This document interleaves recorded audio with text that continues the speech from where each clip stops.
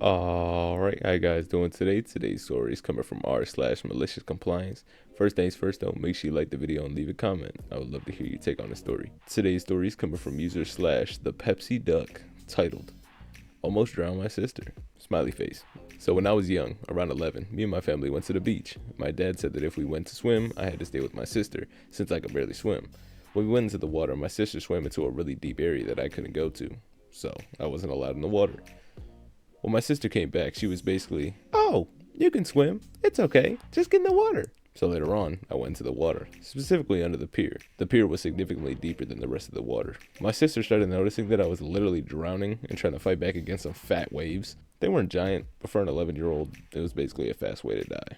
So she swam over to try and help me, and we basically both started drowning together. The only reason we didn't drown was because we had floaties that were tied to our wrists.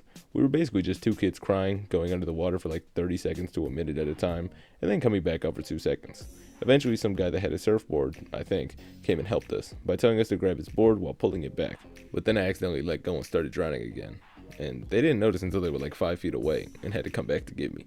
When we got back to land, my sister got an earful from my dad. Even though I intentionally did that, I think this whole experience is why I have to spend 10 minutes convincing myself to get in the bath, before just draining the water and taking a shower instead. Edit. My sister wasn't pissed at me because she regularly chased me with a knife. And somebody in the comments says, "I know this is real because I also have a big sister, and as a child, I too would have literally risked death to get in trouble." NOP says, "I know, right? I'm starting to think that siblings just develop a bloodlust when it comes to getting each other in trouble."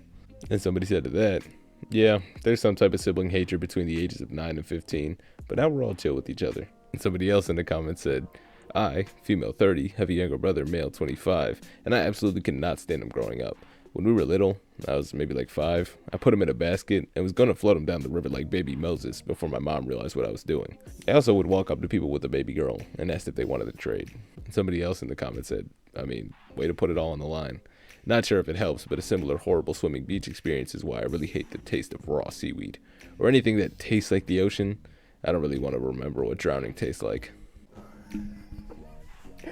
And the last comment, that emoticon in the post title is very creepy. Alright, that's going to be the end of the story. Hope you guys have yourselves a fantastic rest of your day. Peace.